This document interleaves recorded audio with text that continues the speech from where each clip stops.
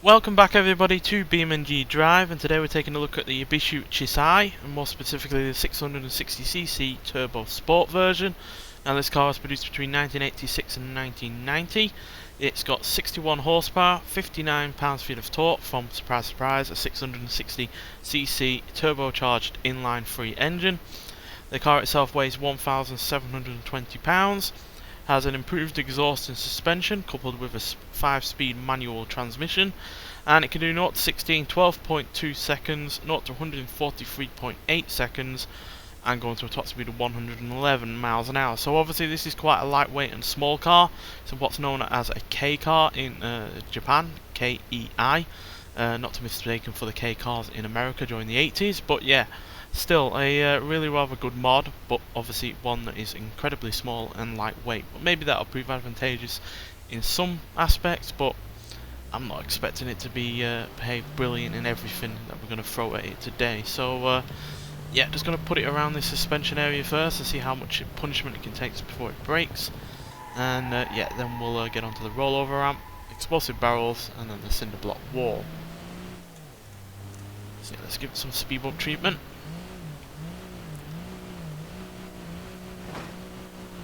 Oh, already lost the front bumper. Bit inconsequential to be fair, but yeah, regardless.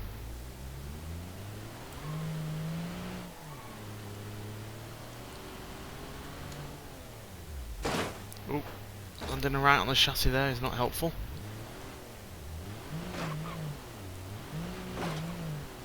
Already got the radiator going, which is not helpful either, especially for such a small engine. It's obviously turbocharged as well. Oh, on our roof we go, but we roll back over. Good job.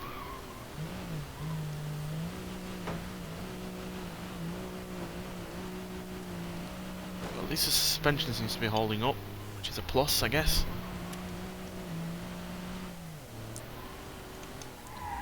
Let's go on the weavy bits. Oh dear, on our roof again. We haven't rolled over, so let's just turn the engine off so it doesn't overheat even more. Doesn't obviously take very much to roll this car over, given how lightweight it is.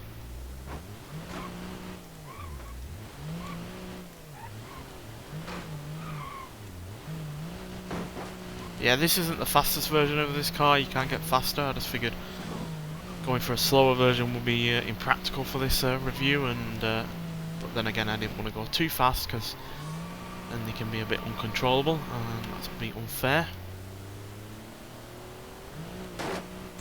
Oh dear, it does not like these at all. And over again we go on our roof. I think this is the car that's rolled over the most on this review series, to be honest, because it's doing it a fair bit.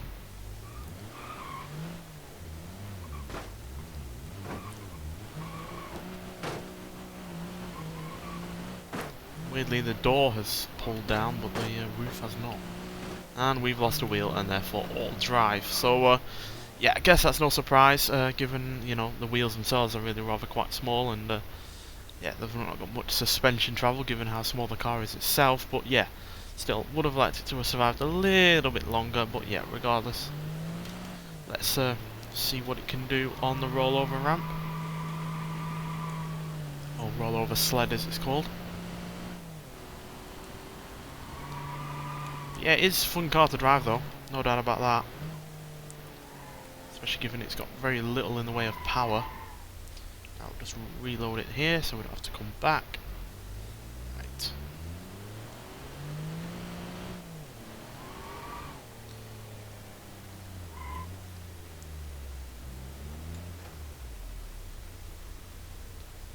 Perfecto.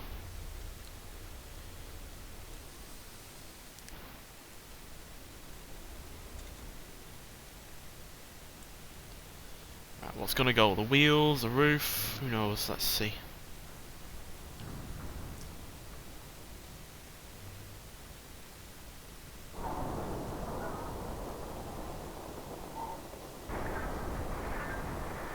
Lost a spoiler.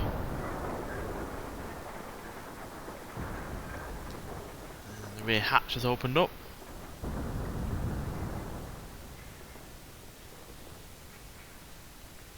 Taken a lot of superficial bodywork damage so far. Nothing really in terms of safety or drivability, by the seams of things.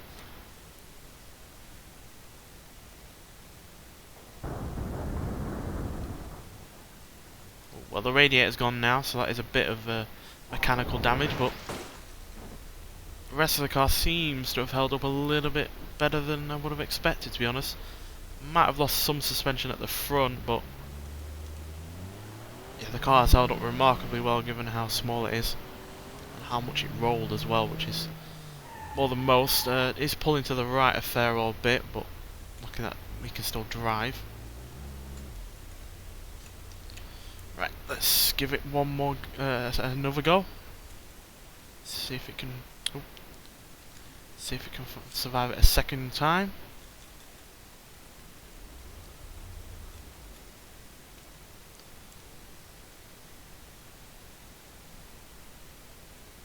Big ask for any car to survive this once, never mind 3 times in a row, but let's see if this can do it.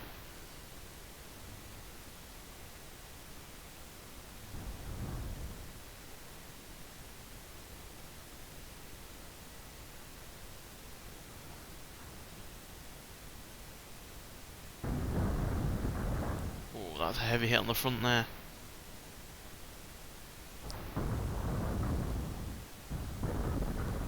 We've got the mod going a little bit spiky, which isn't the best indication of quality, but it has taken it until this point to get to there, so I'm not going to hate on the mod too much for that. Obviously, no mod is going to ever be 100% perfect in all crash conditions on this game, given the wide variety of crashes that you can do on this game. But yeah, we've landed back on our wheels again, and we don't seem to have taken much more damage than last time. Obviously, the rear right passenger would be in a bit of a pickle there, but the driver and the front passenger and the rear left passenger are okay. Just guess it depends how the car comes down on its roof. Right, let's see if it can survive one more time. Put up a pretty damn good fight, to be honest.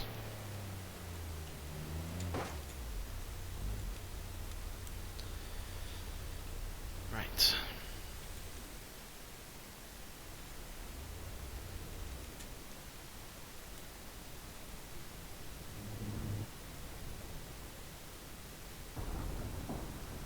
The roof is a lot stronger than I expected it to be, especially in terms of just straight down on it. Obviously the sides are a little bit weaker than you would have liked, because obviously there's not that much in the way of strengthening, but yeah, when it comes down on its roof flat, it's pretty damn strong.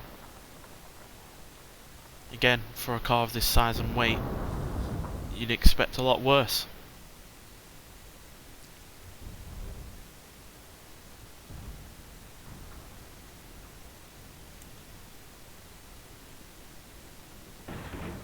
And again, it comes down on its wheels. So yeah, I'm going to give that a pass overall.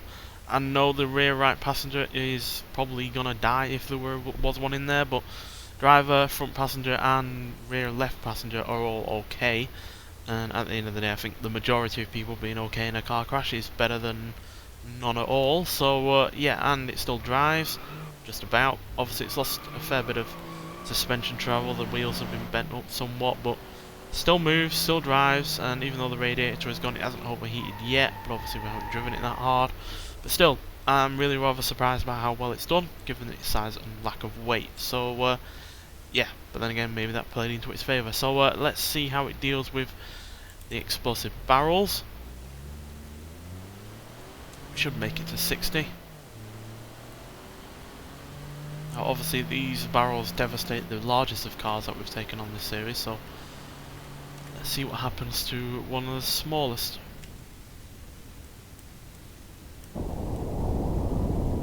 Pretty much death.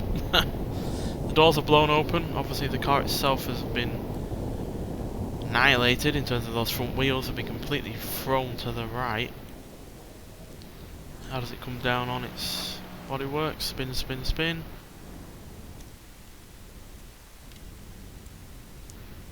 Hard on the rear there.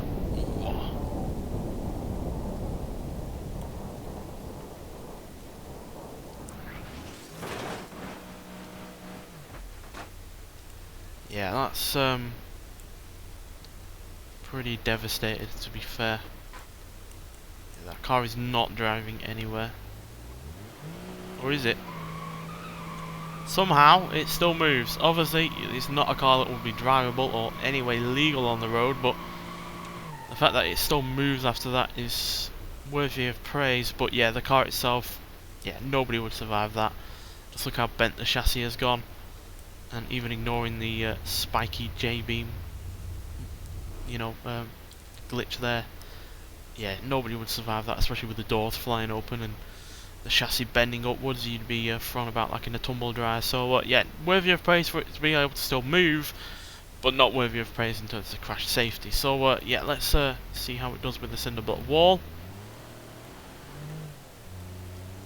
So, yeah, we've only passed 1 out of 3 so far, so I've got the best score. Should do well here, hopefully, like most cars have.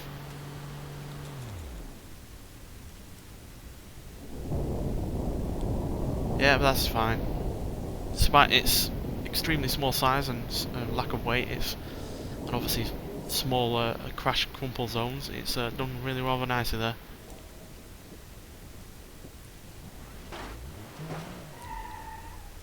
And again, it still drives. And yeah, no wheel intrusion in terms of the interior either. Yep, that's fine. So yeah, 2 out of 4 there, the rollover ramp and the cinder block wall, but it did not last very long, like the suspension area. And yeah, obviously the crash hard explosive barrels there devastated this car, which I expected, quite frankly, given how damaging those barrels have been to even larger cars than this. So yeah, nonetheless, let's get to the crash haul and see how this deals with 30, 40 and 60 mile an hour small overlap crashes.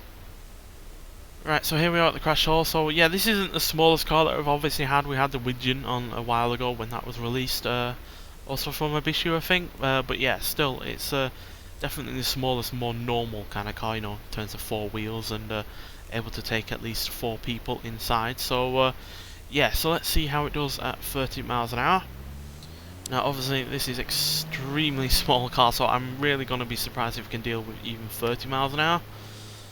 And yeah, 60 is highly improbable, but yeah, let's see what it can do at the slower speed first.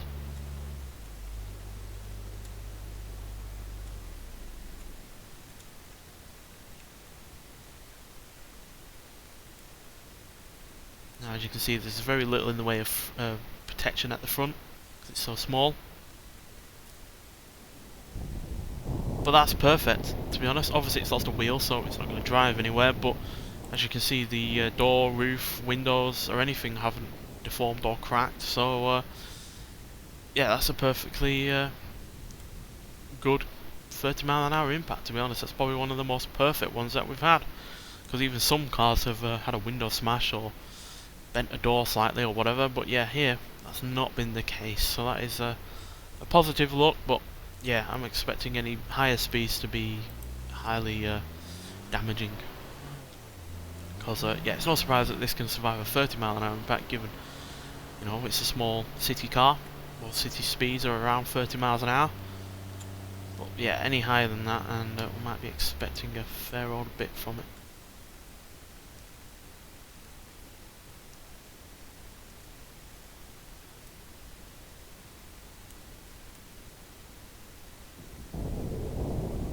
Ooh, definitely more damaging. Obviously still lost a wheel, and the roof and door have definitely moved about a fair bit more than last time, but not enough to really intrude into the rest of the car, I feel. So yeah, despite my reservations about this being able to deal with a higher speed, it's definitely dealt with 40 fine. So yeah, but yeah, 60 mile an hour is a whole nother kettle of fish. So let's see what happens.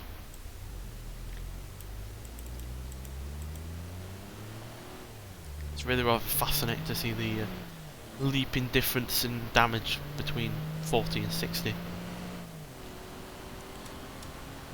I know it doesn't sound like a lot in terms of difference. It's only 20 mile an hour at the end of the day, but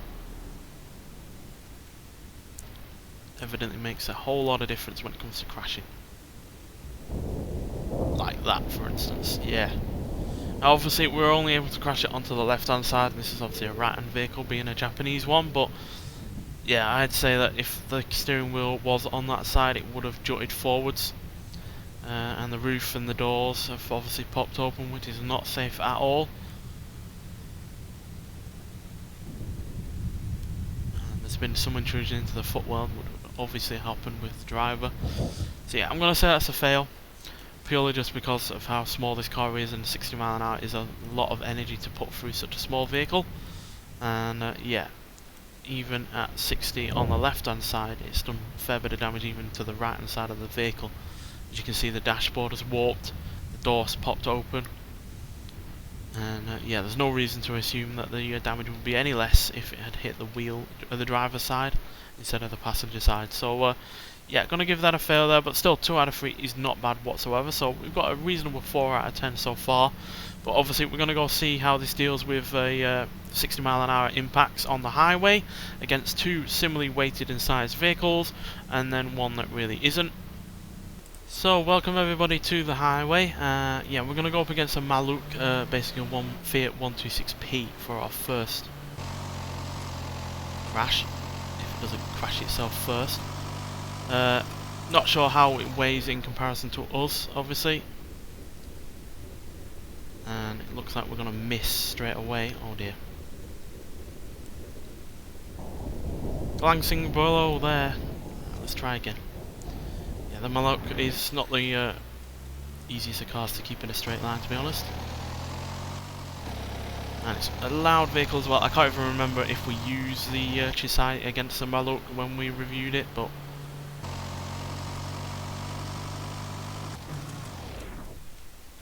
so right the hell down.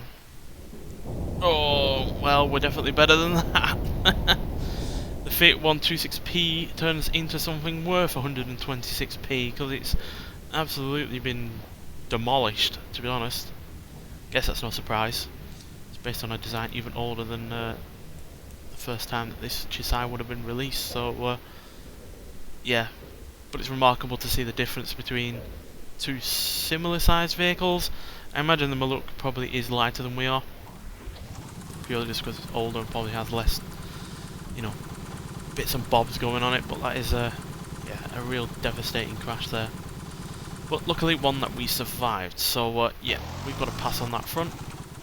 So let's see if we can find another vehicle of similar weight. There aren't obviously that many to choose from that are under £2,000. So yeah. Obviously the Widgeon is a very light vehicle, far lighter than we are, and that would be a bit unfair maybe. 1246 compared to 1720 on us. How much is a Sprint? 1246 as well. Skipper 1279.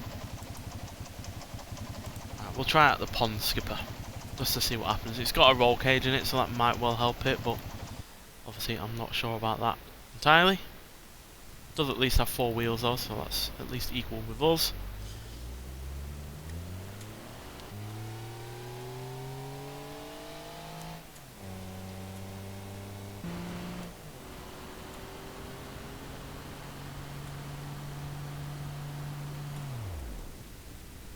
Right, look what's gonna happen. We gonna survive this? Yes we are. The Widgeon is not, unsurprisingly. Although again, we have lost, well, we've lost both wheels this time at the front, which is surprising given how much damage those front wheels survived in the overlap, over the ramp sled. They took a hell of a lot of damage at the front when they were being rolled over multiple times, and yet here they've not survived either. So yeah, but it has survived in terms of crash safety, with flying colours again. So yeah, but again, not a real surprise there given what it was going up against, which is still working though, so there is that, which the Chisai wasn't able to do. But yeah, not a car I'd like to be in a crash, quite frankly. So let's go up against something far heavier and see what happens there. Now obviously the Chisai is based on a Corvette, it's just basically a small version of that. So should we go up against a Corvette, which Does obviously weigh a fair bit more than us, but not by a drastic amount. Or something even heavier. I think something even heavier, to be honest. It's only really fair, to be honest, I think. Well, I've wanted to use a hopper for a while in a crash, but generally I haven't been able to because it's not that the heaviest of SUVs, but in comparison to this it is nearly twice as much, so yeah, let's see what happens with this. Is this the heaviest version? No, we'll go for the ZXT6, which is a little bit heavier.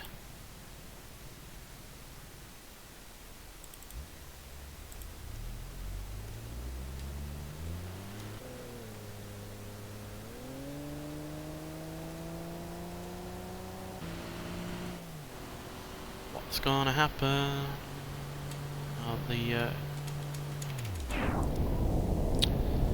We were not lined up. Don't know why the hopper decided to hop off onto the left-hand side there.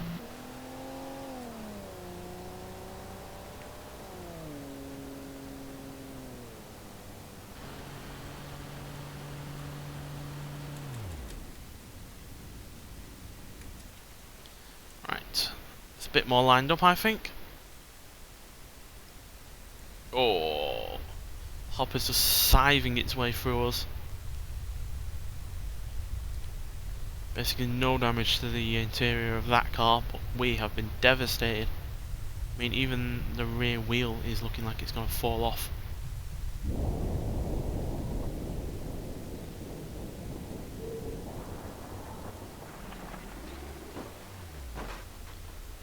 Yeah, that's pretty devastating. I mean, even when your rear wheel looks like it's been bent, that just shows how much energy has travelled through the car. And yeah, no chance of surviving that one. Whereas obviously the hopper has gotten away with that remarkably well. For, you know, a big old off-roader, it's dealt with it nicely. Didn't roll over or anything like that, and there's been barely any damage to the interior. There's lost a window, and that's pretty much it. So yeah, the Chisai there though, still a really rather good car. It's only really though good against something that's about the same kind of size of it though, or less in terms of weight. But yeah, that's again no surprise that £1,720 a car like that is only able to go up against cars that are also around the same kind of weight. But yeah, still, it's done remarkably well in some regards. You know, it survived the rollover ramp extremely well. Dealt with the cinder block wall fine. Again, considering how much that would weigh in comparison to we. And yeah, dealt with 30 and 40 mile an hour small overlap crashes fine as well. And yeah, dealt with the lesser weighted vehicles on this, but they were still similar size, so there is that. So yeah, just a shame that it didn't survive very well on the suspension area. Got blew up completely on the barrels, and yeah, isn't as good as an SUV that weighs twice as much as it. Again, no surprise on that front. But yeah, still a really good mod. You only saw really one glitch in this when we rolled it over and there was a bit of a spike coming out the rear. Oh yeah, and at the front as well during one of the I think the small overlap crashes. But yeah, still, or the explosive barrels even. But yeah, still an overall really rather solid mod, really rather stable for the most part, and yeah, it's really nice to see such a car in the game, because I don't think we have any other K cars in the game. So yeah, hopefully we get more of those, but regardless, thanks for watching, and I'll see you in the next one. Bye.